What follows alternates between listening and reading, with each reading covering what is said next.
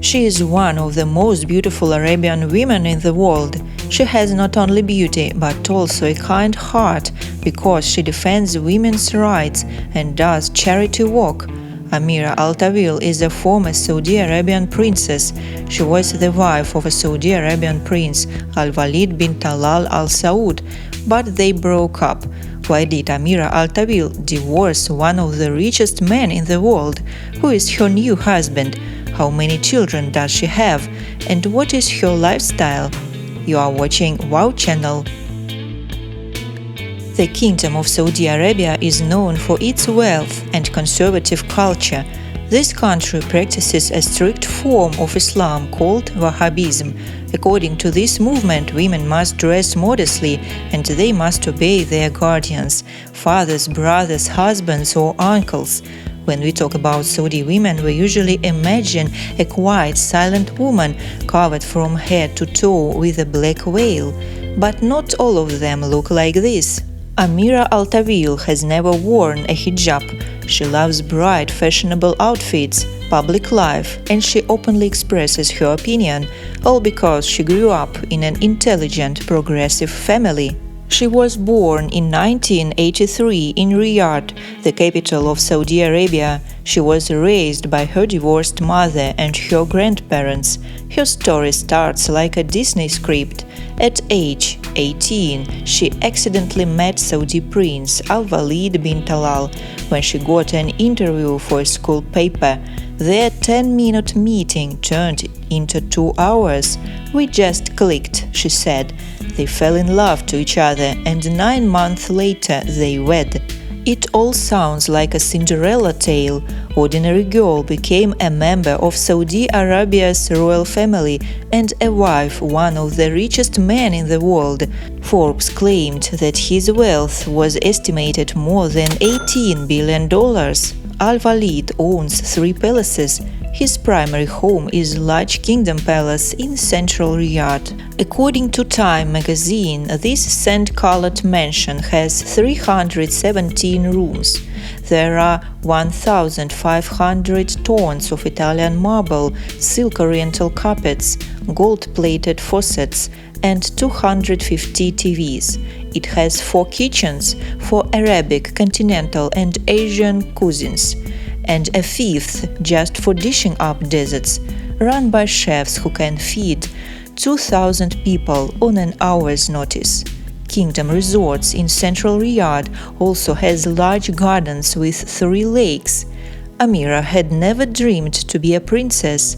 In childhood, she wanted to be a doctor and help people. But she became a real princess and settled in incredible luxurious palace.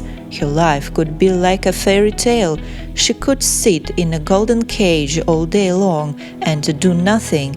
But she couldn't have an aimless life. "I didn't want to be that girl who's not doing anything," she said to Glamour.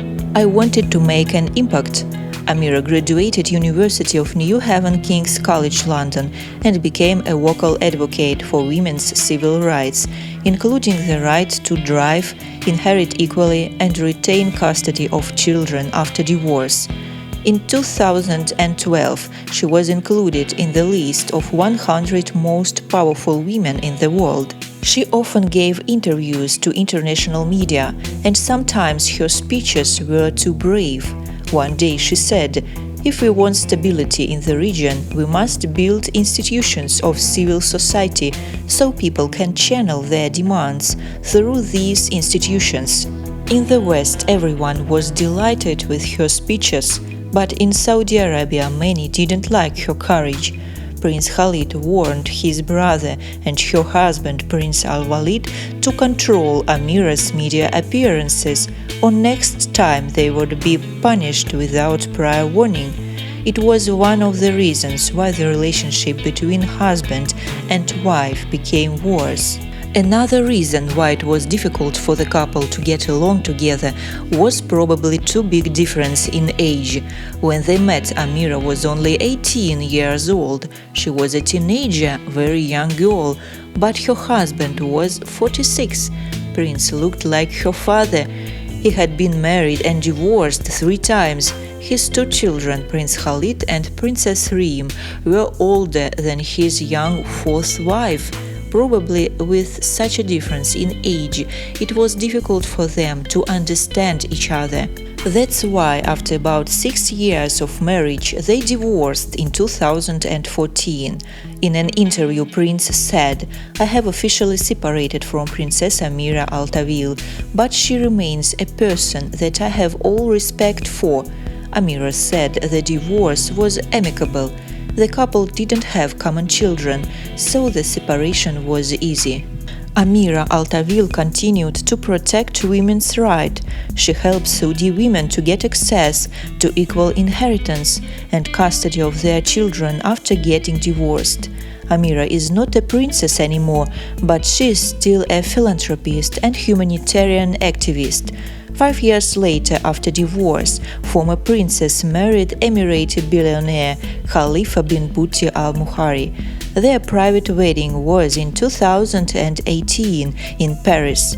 At that moment, she was 35, he was 39. The celebration was also attended by a number of dignitaries. One of them was Oprah Winfrey. Amira's new husband is both an entrepreneur and a billionaire. Khalifa is the chairman of the KBBO Group, a company engaged in investment, foreign exchange and retail. Reported by Forbes, Khalifa's wealth reaches $1.5 billion. This man is the largest shareholder of NMC Healthcare, a healthcare company in the United Arab Emirates. Nearly a year after wedding, the couple told about their first child. Parents named their son Zayed. Family lives in the French residence, which is located approximately 30 miles outside of Paris. Their son is 3 years old now. Amira is still trusted to serve as deputy director at the Al-Waleed bin Talal Foundation, a donor agency that poured millions of dollars for social activities. Former princess has become a symbol of change for Saudi women. On one occasion in New York City, she said that the new generation of Saudi women not only want to be allowed to drive, they also want to make a full contribution to their country. So what do you think about Ameera Al-Taweel? Please don't forget to share your thoughts with me. Thank you so much for watching. If you like this video, give me a like, comment and subscribe.